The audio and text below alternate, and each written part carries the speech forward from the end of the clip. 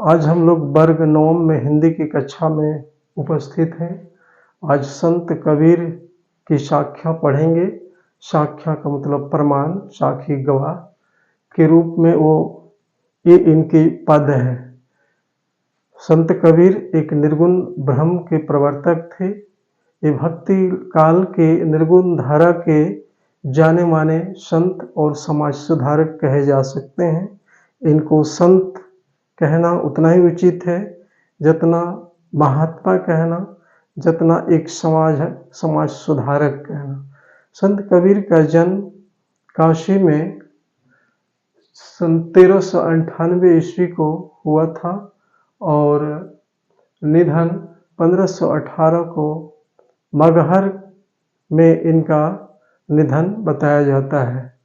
हम सब वाकिफ हैं संत कबीर के बारे में कि समाज में जो पाखंड, अंधविश्वास चरम सीमा पर, उनको उन्होंने मानव मात्र के सभी संप्रदाय के लोगों को एक सच्चा रास्ता, एक सच्चा मार्ग ज्ञान के क्षेत्र में दिखाने का प्रयास किया है। हम लोग विभिन्न धर्मों में, विभिन्न कर्मों में विभक्त थे, बाह्य आडंबरों में विभक्त हैं, लेकिन आज भी कबीर के दोहे, कबीर के पद उतना ही सत्य था जब 600 साल पहले भी जब कबीर उपस्थित थे, उस समय भी वो दोहे और पद उतना ही सत्य था।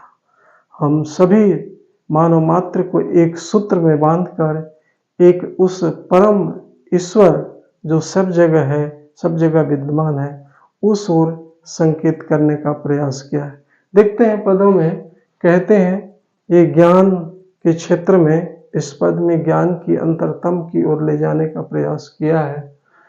मान सरोवर सुभर जल, हंसा केली कराहे, मुक्ता फल मुक्ता चूगे, अब उड़ी अनंत न जाहे।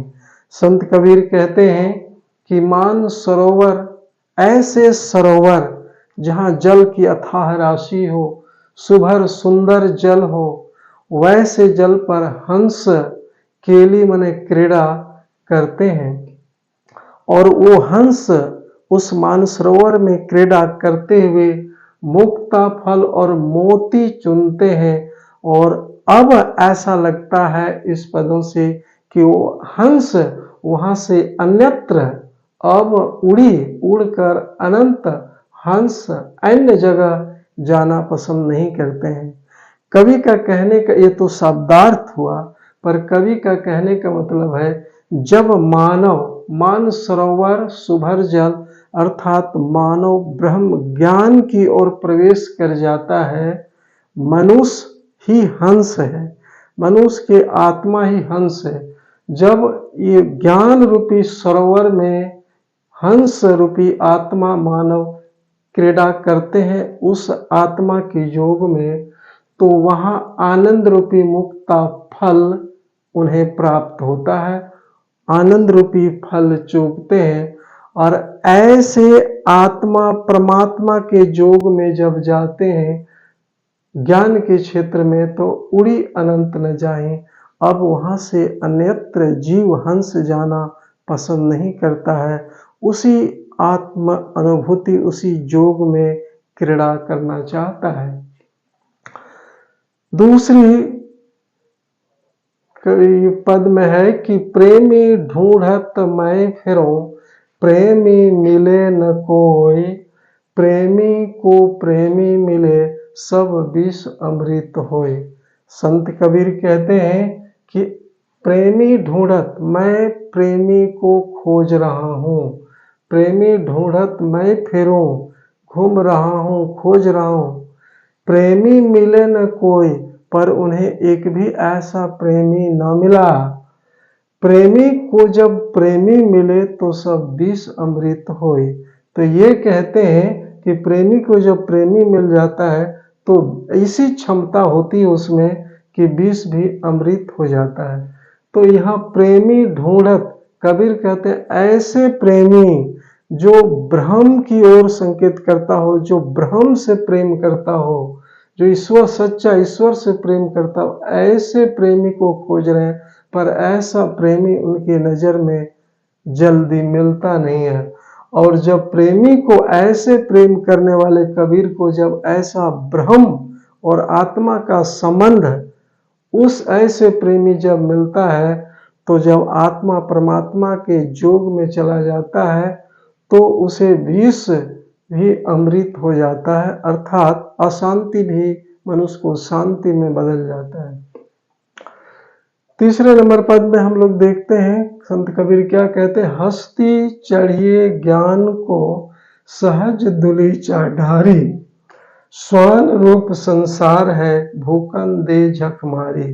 जैसा कि हम सब जानते हैं कि संत कबीर ने बाह्य आडंबर और अंधविश्वास से हटकर उस ज्ञान मार्ग में आगे ले जाने का प्रयास किया है। जैसे हाथी जब मनुष्य चढ़ता है, हस्ती माने हाथी, तो हाथी जब हाथी चढ़ता है तो सहज दुलीचा डारी, माने हाथी चढ़ने के क्रम में जो उसमें सहायक होता है उसको लोग छोड़ देता है, डारी।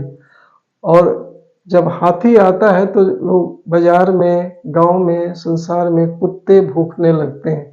यहाँ इस पद में कबीर का कहने का भाव है कि ज्ञान रूपी हाथी, मनुष्य जब परम तत्व का ज्ञान मनुष्य को हो जाता है तो ज्ञान रूपी हाथी पर चढ़ता है तो सहज दुलीचा डारी, सहज माने सरल तरीके से, दुलीचा डारी माने छोड़ देता है, डारना माने, और दुलीचा जिससे वो गया, अर्थात अज्ञानता, ईर्ष्या, द्वेष, क्लेश, ये सब अपने आप डारी त्याग देता है और परमात्मा की ओर अग्रसर होता है, ज्ञान की ओर अग्रसर होता है।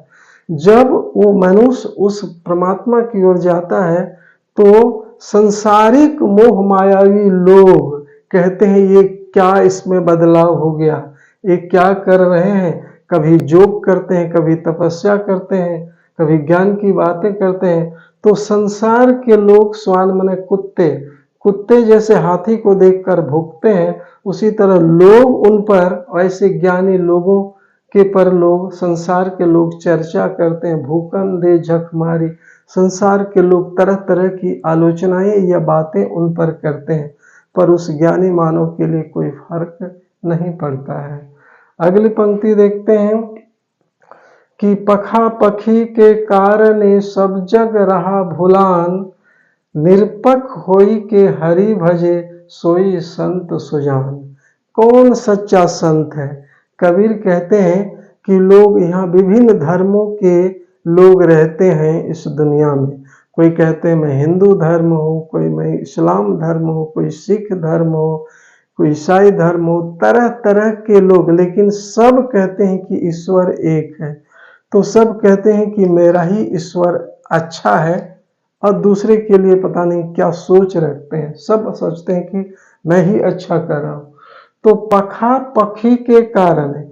संत कबीर कहते हैं पखा पखी माने पक्ष और विपक्ष, पक्ष और विपक्ष के कारण है। हिंदू, मुस्लिम, सिख, ईसाई, कौन अच्छा है? तो पखा पखी, पक्ष विपक्ष के ऐसे, लेकिन सब कहते हैं कि ईश्वर एक है। फिर यहाँ पक्ष विपक्ष की बातें आती है के पक्ष के कारण सब जग माने संसार के लोग ईश्वर को, असली ईश्वर को भुलाए हुए हैं। तब संत कबीर कहते इस पक्ष विपक्ष से ऊपर उठो, निष्पक्ष होकर, निरपक्ष माने निष्पक्ष होके हरि ईश्वर का सुमरन करो, भजो। जो ऐसा करते हैं सोई संत सुजान, वही सच्चा संत है, जो उस संसार के तमाम चीजों को नजरअंदाज कर और उस आत्म तत्व, उस लोक की अगर आगे बढ़ता है, वही संत सुजान। कोई पक्ष विपक्ष नहीं, सभी मानव मात्र है और सबकी कल्याण की बात करते हैं कबीर। आगे कहते हैं, अगली पंक्ति में कहते हैं हिंदू मुआ राम कहे, मुसलमान खुदाए, कहे कबीर सो जीविता, ज्यों दूहों के निकटी न जाए। संत कबीर कहते हैं कि हिंदू मुआ मने मर गए राम कहते कहकर, मुसलमान मर गए खुदा खुदा कह के। कबीर कहते हैं कि कहे कबीर सो जीविता, वो अमर, वो सच्चे व्यक्ति हैं जो कहे कबीर सो जीव, जो दूहों के निकट न जाए। जो इस शब्दों के जाल में मनुष्य पड़े रहते हैं, उलझे रहते हैं, हिंदू मुसलमान के चक्कर में, इन दोनों के उलझनों से जो ऊपर, जो दोनों के निकट न जाए, इन शब्दों के जाल से ऊपर उठकर सच्चे हृदय से परम तत्व को जो प्राप्त करता है, जो इन दोनों के निकट नहीं जाता है, वही सच्चे भक्त है, सच्चे सज्जन है, वही जीवित है। अगले पंक्ति में देखिए, काबा फिरी काशी भया, राम ही भया रहीम, मोट चून मैदा भया, बैठे कबीरा जिम। कहते हैं मुसलमानों का प्रसिद्ध तीर्थ जिसको कहते हैं, तो कहते हैं वो काबा, वहां से घूम के आया। फिर काशी भया, हिंदुओं के लिए काशी है तो दोनों तीर्थ है। हिंदुओं के लिए कहते हैं राम ही, वही हुआ रहीम। राम और रहीम दोनों एक है, दोनों तो तीर्थ है। मोटे चून पैदा भया, मोटे आटे की तरह मोटे, वही उसी के आटे में पतला मैदा भी है। बैठी कबीरा जिम, पर इसी भेदों में से कहते हैं कि कबीर उस तत्व की ओर आत्मविभोर होकर बैठकर उस जोग में जिम आनंद लेता है। अंत में कबीर कहते हैं कि ऊंचे कुल का जन्मिया, जे करनी ऊंच न होए, सुबरन कलश सूरा भरा, साधु निंदा होए। कबीर कहते हैं कि उच्च वर्ग में जन्म लो या निम्न मध्यम वर्ग, कई तरह के इस समाज में लोग जीते हैं। तो ऊंचे कुल में, अगर ऊंचे कुल में जन्म लिया पर उसकी करनी ऊंच न होए, पर उसके कर्म अच्छे न हो, अगर नीच कर्म करे तो कैसे उनकी बड़पन हो सकती है। सुबरन कलश सूरा भरा, सुबरन अगर सोने की कलश हो, अगर सोने के बनाए हुए गढ़े हुए कलश हो, पर उसमें शराब भरा हुआ हो, तो कोई भी उसको न साधु उसको निंदा ही करेगा।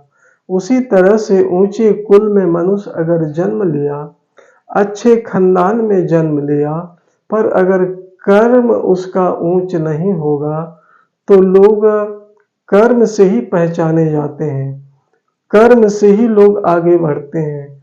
उनके कर्म, उनके जस, उनकी प्रतिष्ठा उसी में निर्भर करता है जो कर्म। वो नीच कमजोर घर में भी, गरीब से गरीब रंग के घर में भी व्यक्ति अगर पैदा लिया है, लेकिन कर्म उनका महान हो, उच्च हो, देश के लिए, समाज के लिए, कल्याण के लिए ऐसा कर्म हो, वो व्यक्ति महान है।